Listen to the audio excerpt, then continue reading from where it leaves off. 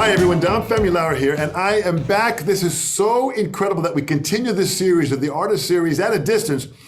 But what's amazing about it is that we can get into the homes of certain people to kind of see what they're at, what they're doing, and how they're pursuing the dream of playing music, being involved in this crazy industry, but pushing it well into the 21st century. And today I've got a dear friend and a great drummer, percussionist, composer, and music producer. Would you please welcome Mr. John Bryant? Hello. Thank you, Dom, so much for having me. So great to be with you and see you again. And I can't wait for the next time we can have a good hug.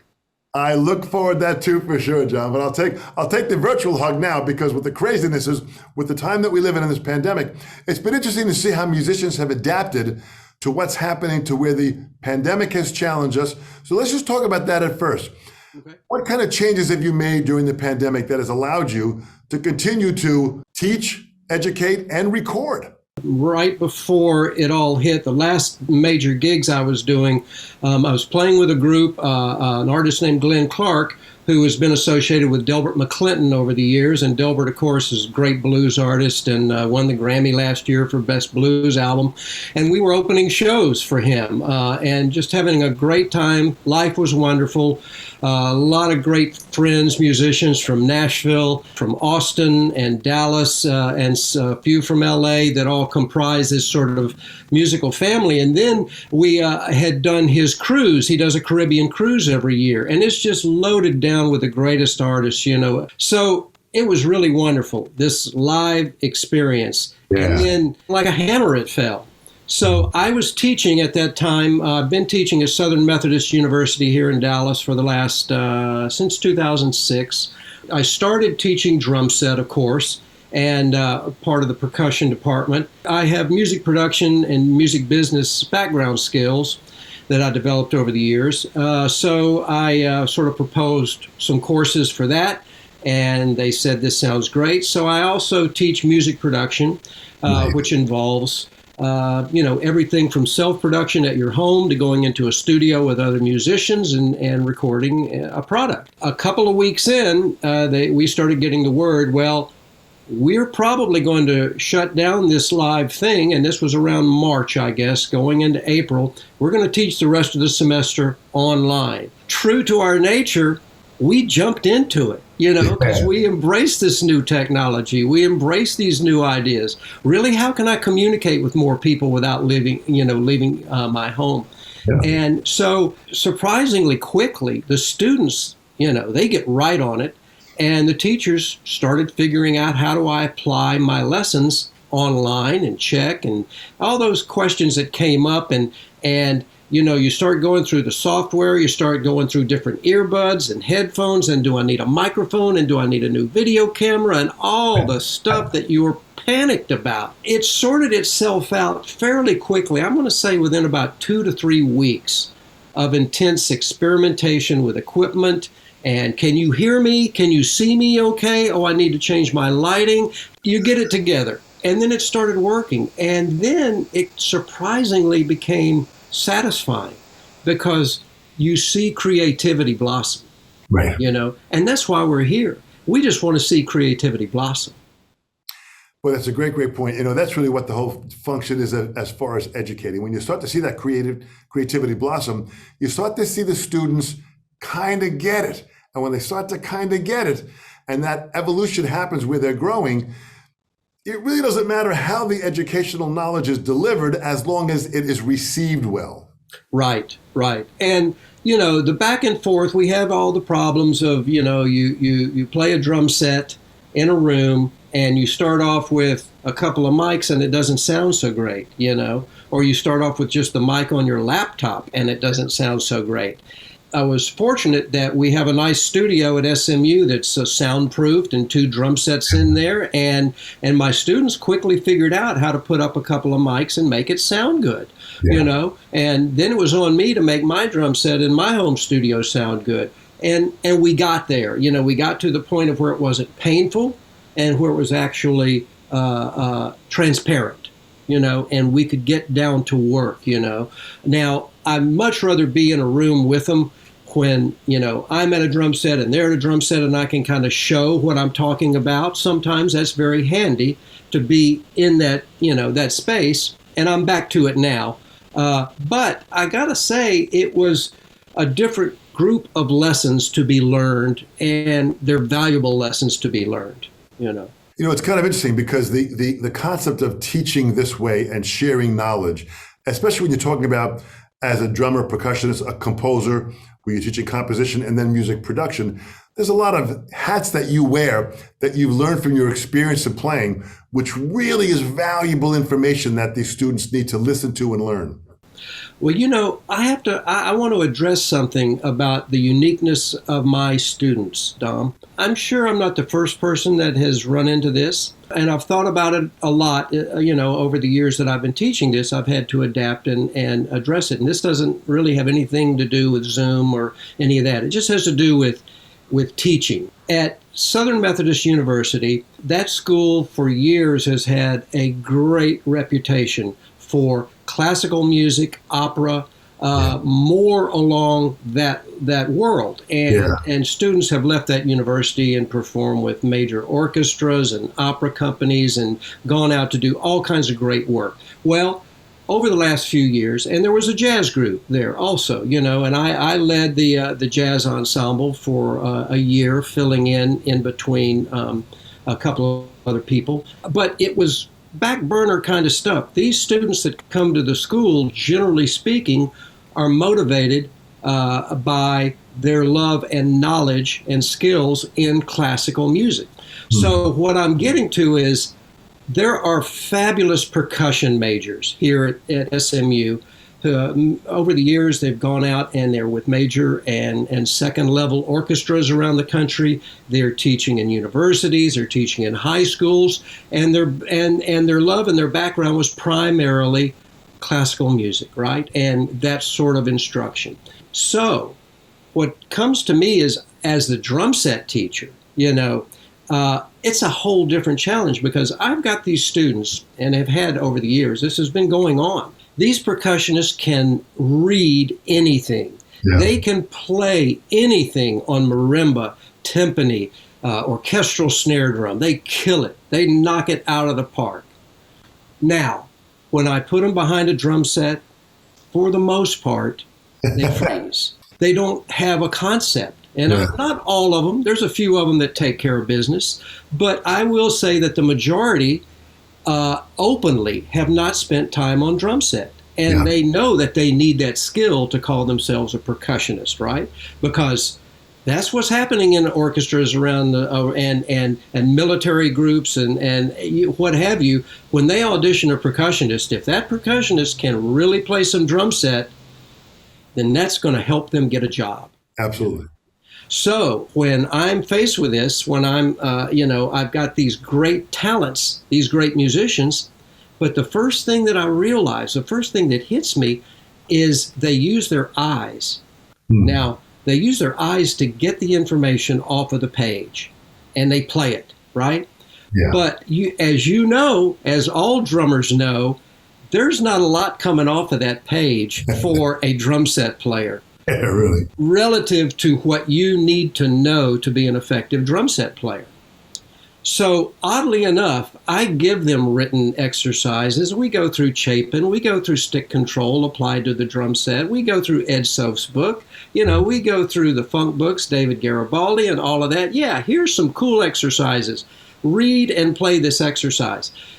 First thing I see is they never take their eye off the page. Right. And I say, look, here's what you have to do. You have to play that exercise, and the moment you know what that exercise is, look away. Don't stare at that page. Look at your limbs. Think about what it is you sound like. What is the sound you're getting out of that drum set? Get off of that page. And I know that a great majority of drum set teachers who are teaching, students that have kind of been into it for a while, they have them do transcriptions. They have them listen and then make sense with your eyes. What is that? Break it down that way. And I don't do that because I'm trying to accomplish the opposite. Because drum set is not about the written note. Nobody can write a drum chart and include all the information. Generally, it doesn't work because they're non-drummers that don't know quite how to really decipher. And they're happy just to mark bars and let an experienced drummer play the part from their heart that they know should be played, and take the instruction. So anyway, my challenge there is to get them to feel and hear and play the instrument based off of a sound in their head, not what's suggested on the page. And how do you get that sound in your head? You listen.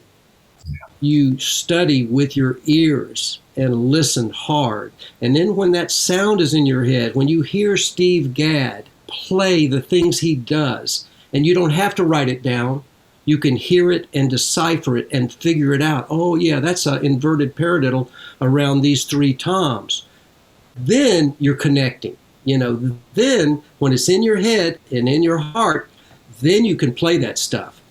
But when you're just looking at it on the page, if you don't have that kind of experience of having that sound in your head of what does a drum set player do, what are they responsible for, there's a disconnect. Yeah. So I'm teaching from another angle than the great majority of drum set teachers teach. Does that make sense to you? It makes totally sense. And I think what you're doing is so fantastic, because this interview and what we do at the Sessions panel in the Artist series is to try to find out what business aspects can musicians hone in on that can give them success to be able to have a living in the music industry. Right. And part of what any musician, not just drummers, not living on the page and being able to use your emotions with the feel of the music and tap into your foundations of your instrument to then express who you are, that's a huge journey that they have to learn. Absolutely. Well, I'm going to tell you, I do periodic master classes with the entire percussion department. And the last one I did was basically about what do you need? What do you really need to check off your list to successfully walk into an audition or a new gig that you've never played before with new musicians and make it work? What if they say, okay, we want you to play a bossa nova? What if they say this swings? What if they say, well, this is sort of a prog rock kind of a thing? How can you possibly know what to do if you haven't heard that music and ingested it and understand the concept? And one of my drum students, I heard him play with the jazz collective. It's the Meadows Jazz Collective here at the school. And he's been a student of mine for a couple of years now. Good student, smart. And he played this informal concert that I heard a few days ago. And he had crossed a barrier. And I went up to him after the show. I said, listen, I'm giving you a compliment now. You have truly crossed into another world. And here's how I'm going to put it. You don't sound like a rock drummer trying to play jazz. And you don't sound like a jazz drummer trying to play rock. You have figured it out. Well, this is exactly what this young generation needs. What sparked you when you first got involved in music as a young child? What sparked you to get involved with music and maybe specifically drumming? Yeah, well, I'm like one of those many tens of thousands. I saw the Beatles, on Ed Sullivan's show. I'm that age. That lit a spark. And I thought, he looks so happy and so cool up there on that pedestal playing those drums. Now, I had been into music already. I mean, I was young. I was, 12 years old when I saw Ringo. But before that, I had always loved music. I loved Elvis. I had a cousin in my household that was 16, and she was playing Elvis all day, every day. And so I ingested it. I had to, and not just Elvis, but all of the late 50s, music. So, but when I saw Ringo, the drums spoke to me for the first time. Yeah. And I just liked the way it looked with him playing and having so much fun. And he looked like the king of the universe on that pedestal. So a few of my buddies got together and said, hey, did you well, we saw the girls talking, over in the corner there, at school the next day. And we said, we got to form a band. Yeah. So we go downtown. There's the local guy who plays guitar and plays drums. Mickey Walker was his name. He's so important to my life.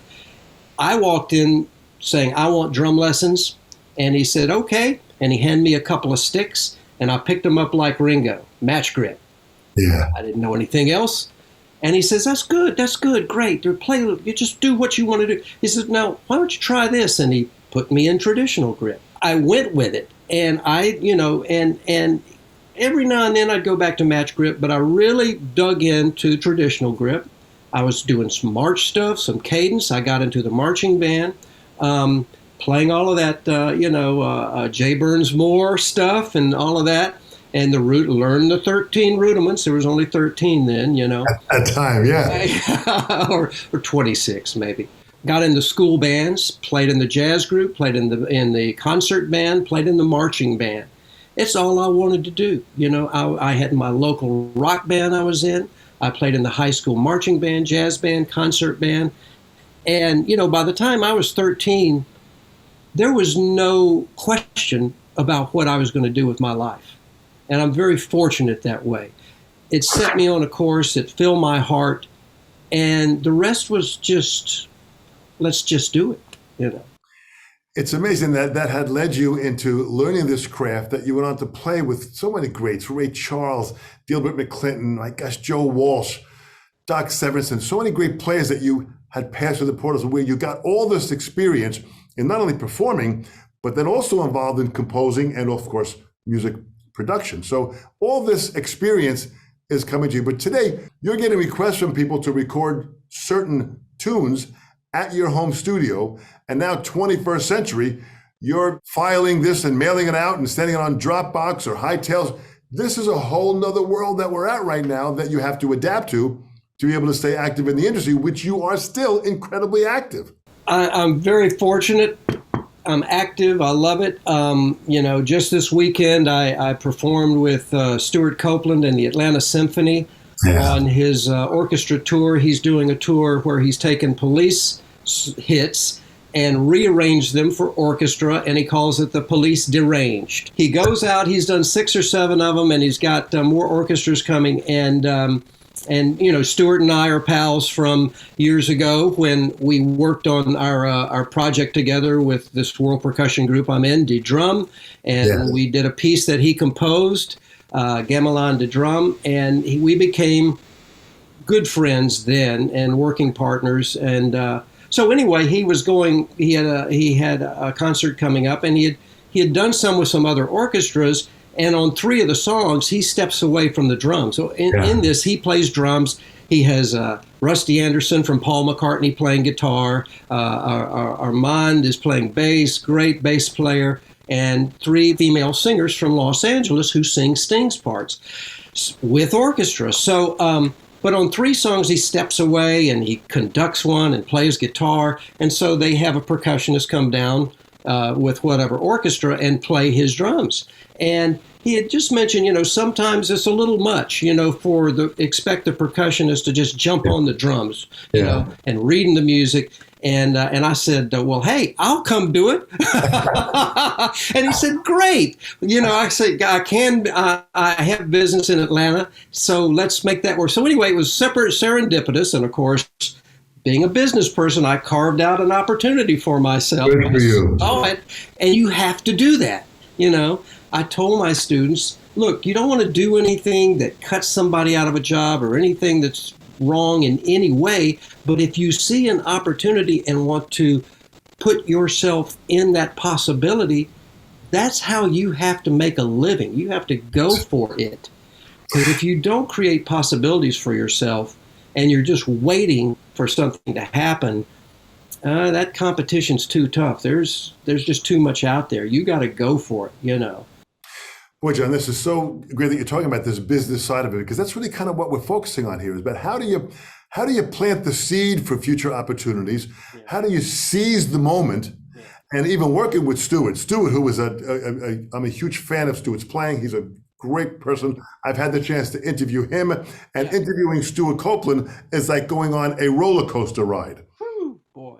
He is just so full of so much experience and energy and enthusiasm and the knowledge of all music of what he's doing. And then even the documentary that you did, Dare to Drum, talk about that as far as working with that. Yeah. Well, let me tell you what working with Stuart's like.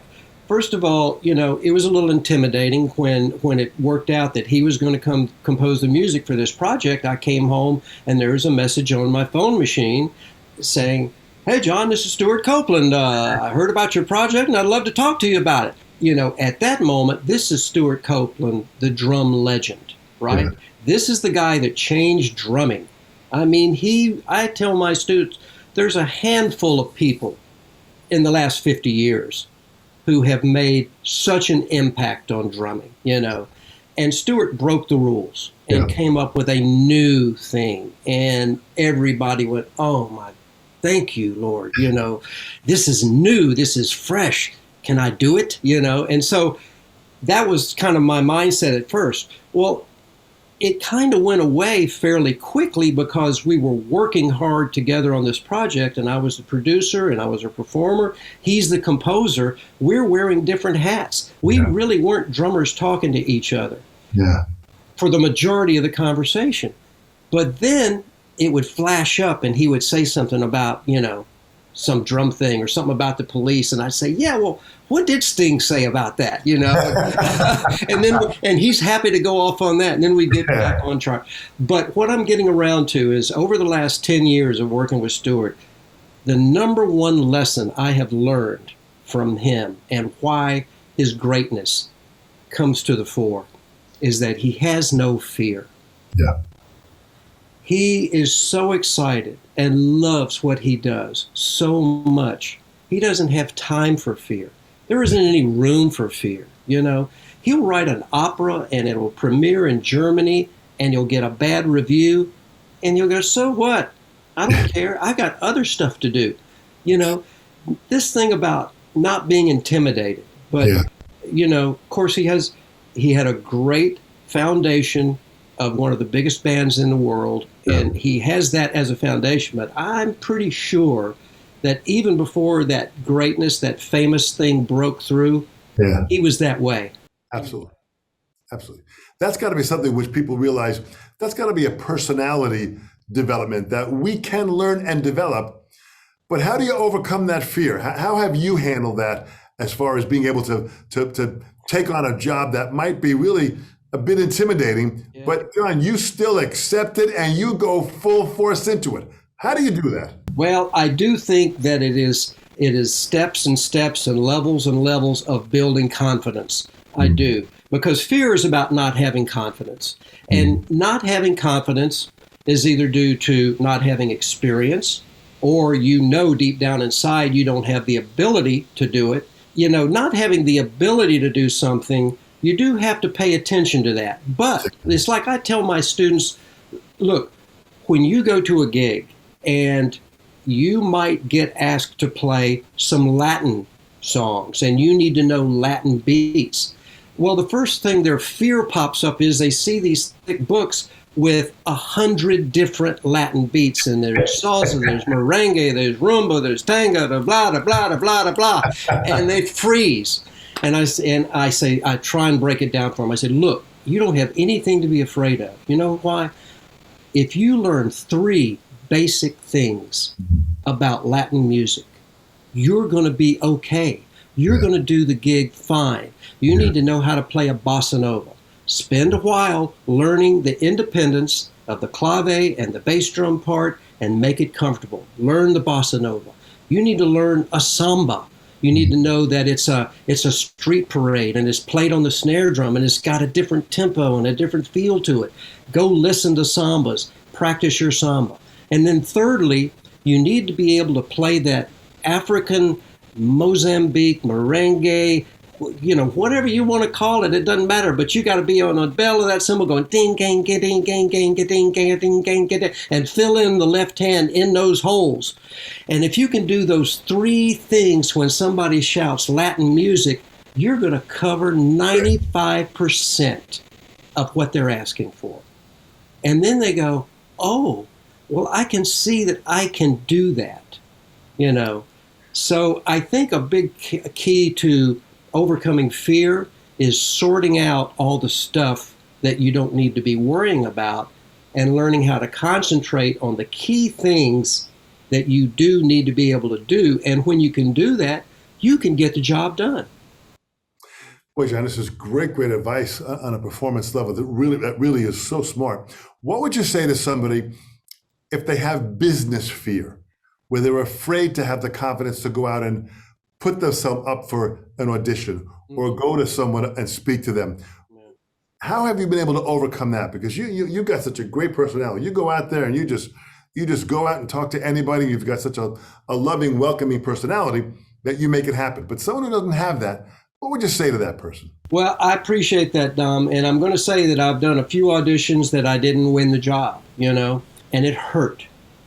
I really wanted the job. I'll tell you, our mutual pal, Greg Bissonette, has we go back to, we lived in a house together out of college, and we would just eat, drink, and sleep drums and just play all the time and push each other all the time. And he went off to LA and hit the big time, and I stayed here in Dallas, and I would do things here and there and make a life for myself here.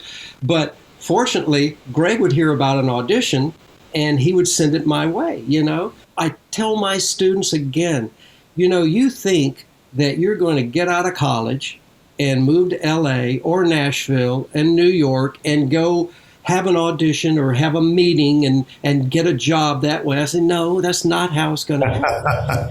It's going to happen because these students that are in the classroom with you right now, you're going to be your buddies. And one of them's going to run into opportunity somewhere else 5 or 6 years down the line, and they're going to remember you, and you're going to get an open door because of that relationship, because of that friendship. And it's about building those relationships. And drummers are the best. Drummers help drummers more than any other instrumentalist. I truly believe that. I don't think guitar players or bass players or violinists help their brethren like drummers do. We just love the community.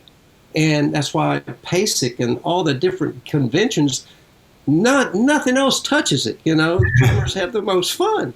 So you learn that who are your buddies, stick with them. And so my phone rings and Greg Bissonette says, hey man, I got an audition for you with Peter Frampton. If you want to do it. I was like, yeah, are you kidding? So I dig in and I learn the material and I practice hard and all that, and I fly to Nashville, and lo and behold, our mutual buddy, Liberty DeVito, is there for the same audition. And I'm like, okay, well, I don't think I have a very good chance now. And so, we're both prepared. We both have experience. We both kind of know what the game is. Who knows what Peter Frampton's going to do? Well, I think there were 4 drummers. And everybody auditioned on a particular day or over 2 days. And I came down for breakfast at the hotel, and I see Liberty coming down for breakfast too. And he had seen me, coming out of an audition. I had seen him. So he came over, and, it's like we're best buddies all of a sudden, and we're sitting down, we're having breakfast, we're talking, and it's all good. And we don't know what's going to happen, what the outcome is. And Liberty says to me, he says, neither one of us are going to win this audition. I said, yeah, really? He says, yeah. He says, you're too funky and I'm too much of a rocker. He's going to go with somebody else and probably go with somebody else younger. And it's probably, and that's just the way it goes. And Liberty was right. He didn't pick either one of us. Well, we never know how an artist is looking for, what their budget is. There's so many variables involved. Yeah. But the fact that you went down there and pursued yourself to take that opportunity. So let me ask you a question. You have recorded with some of the legendary people in our industry. You played under Phil Ramone and some of the legendary producers. You played at legendary studios that are just the greatest studios in the world. What motivates you, John? What moves you to want to keep on going every day, pursuing this incredible dream? I look for things that are not self-aggrandizing. It's easy to say, I love the applause, I love the attention, I love the feeling I get when I play the drums, and I all of that's true. I think a real important thing at my age now, at this stage of life, is that I truly am tapped into, it keeps me young. It keeps me feeling good. Yeah. It keeps me motivated to think young and to be around students who also help me to think young. It makes me want to get up in the morning and run around my neighborhood and get some exercise and try and stay fit. If I want to keep moving forward, what has served me well in the past, I have to trust will serve me well in the future, you know? And so I could have moved to Los Angeles. I spent time in LA. I spent time in New York. You know, earlier on in my career, I chose to stay in Dallas, have my own band. And I knew all of these people that sort of came out of the North Texas. You know, I went to it was North Texas State University at the time, and played in the 1 O'Clock Lab band. And I met so many people there, and a lot of them went to L.A. and New York, and a few to Nashville. I asked myself this question a lot: why didn't I just go out there, roll the dice, and see if I could be one of these real big name drummers that are doing?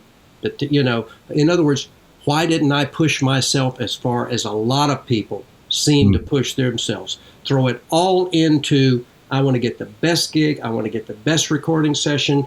I'm going to live and eat drums, and I'm going to get, endorsements here, and I'm going to do all the sessions there. You know, that whole life of being a drummer.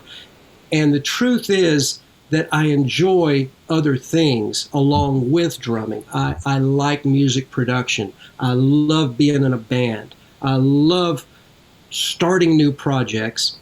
And I really had to ask myself, do I want to live on the road? Because ultimately, that becomes a question. Absolutely. And I did live on the road when I toured with Ray Charles. And I got a good look at it. It was a couple of years.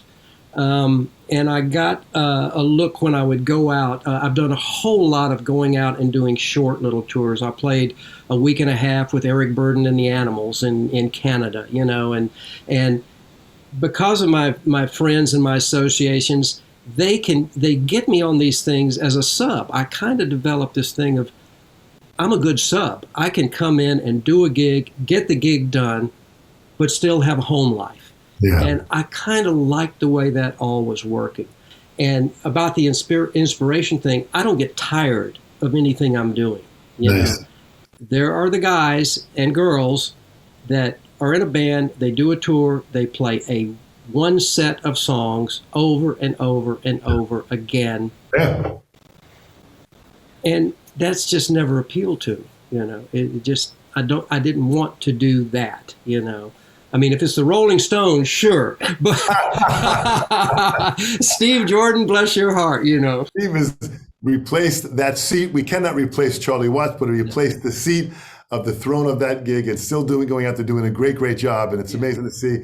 And, you know, Charlie Watts, who did this right up until the end at 80 years young, continued to do it. Ringo now is 81, continuing to produce product and what's happening. So there's something about the youthfulness that motivates us to continue doing this, to go day on and day on.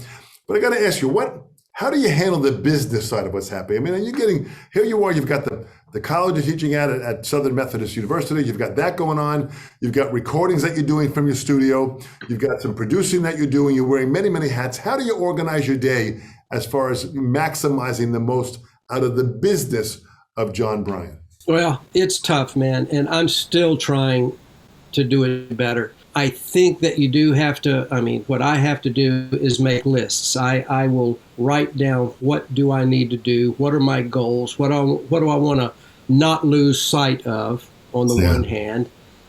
And then you have to stay in touch with people. I think you just have to, especially with this pandemic, we don't see each other as much. So you got to call people, you know. And sometimes I think, well, why can't they just call me? And I don't think you can think that way. I think you have to look at it like, I need to stay in touch, you know, and make a call and just say hi, you know.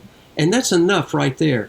You know, there's a good bass player friend of mine that I met, again, way back in the day before either one of us were doing very much. And he's gone on to play with all kinds of great artists. And he's a good person to just talk to. And that's what we do. We just call and talk, and we talk about who's doing what and what's the industry and when's it going to come back and all of that. But being organized about certainly your students, your lessons, who's progressing, why aren't they progressing, Right. and the things that are right in front of you as a teacher. And then a few gigs are now starting to come back. Yeah. And there was that whole thing during the pandemic that the gigs weren't there.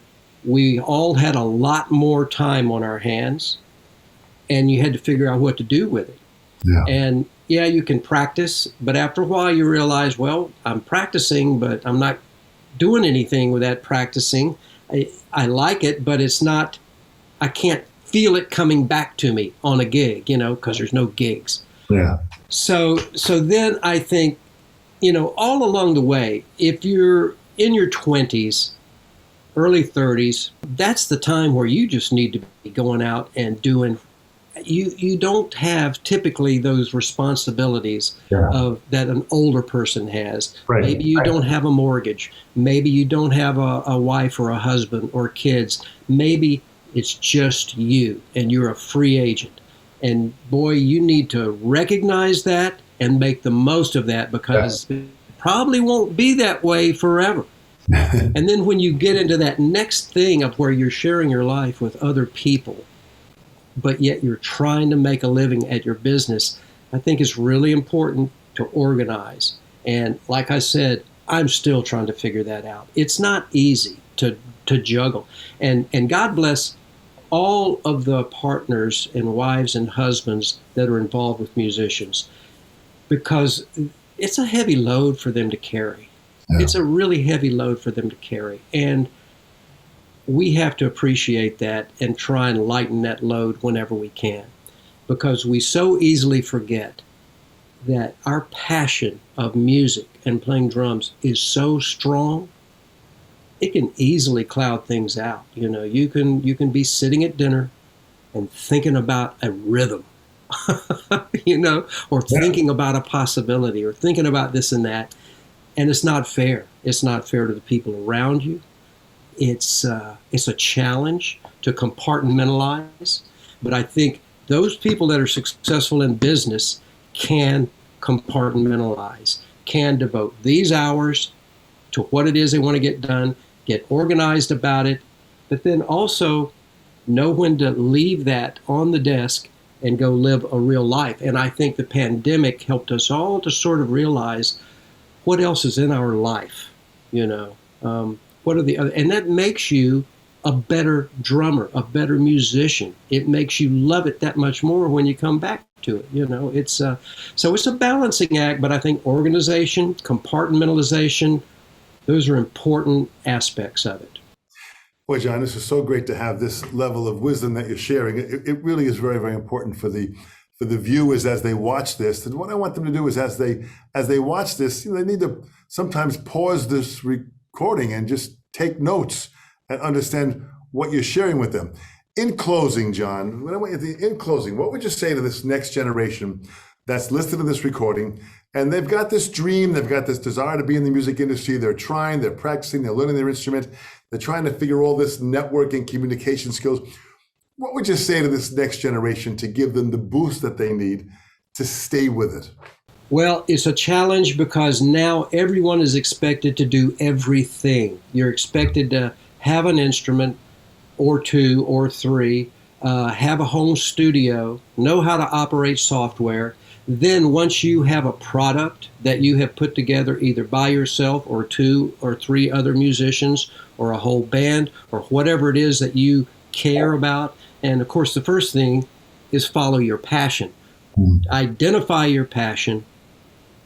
Know that you care enough to put your life towards it, and then organize how that passion is going to play out. Now, creatively, musically, what instruments am I going to spend time on? And it takes time. How much time am I going to spend on software, engineering, learning how to self-produce? And then how much time do I need to go to other studios, work with other musicians, apply time to making that happen? So there's the first step of your creativity, your passion, and how to organize that with the best thing that you can do. If you're not really a great guitar player, find out what you're great at, and And if you're a drummer and you love playing the drums, but you are a pretty damn good xylophone player, don't shut that door, Keep all the options open of things that you do well. Now, once your creativity comes forth and it becomes a product, it is something that is there to be consumed by the public, to be enjoyed by the public, and you have to figure out, how do I get finances back for all of my work? Then you have to understand things like copyright. You have to understand things like, how does the business work? How am I going to bring my product forth into the world to be judged and hopefully loved and demand more product? Am I going to go through CD Baby? Am I going to go through TuneCore? Am I going to sign with ASCAP and BMI as a songwriter? Am I going to join the Musicians Union? Why am I going to join it? What's it going to come back to me? Because the first thing is that when you are successful, money comes from all sorts of directions. And when you're so successful, it only comes from a few directions. But the more you know about those directions that money could come from, the more you have a target and you can figure it out. So you got to have the creativity and the organization and the passion telling you where to go to create that product. Then you have that product and you have to decide, how do I bring it out into the world and get the most back from it that I can?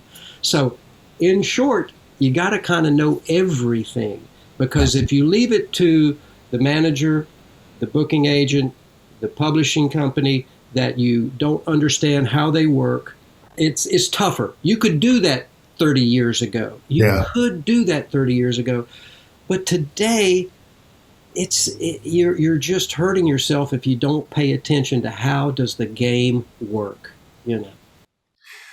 Boy, John, that's great advice, to be aware of all your options, to do the research. And the research is a lot easier now because of the internet than what we had many, many years ago. So they have availability to do what they have to do. But boy, you really clarified this. This is just great advice for this next generation to listen to and to pursue their dream and just keep it going. Yeah, and you can do more than one thing at once. I mean, I have so many students that major in business at the university and minor in music in some form or the other, maybe songwriting or composition or performance or whatever it is. It's not like you have to do one or the other. And I explained to this new student and his parents a couple of weeks ago, look, you can get your business degree in banking or in whatever it is that, that business thing is that you want as your safeguard to make money. That doesn't mean you have to forget the music, because you know what? You learn music, you learn this, you follow your passion over here.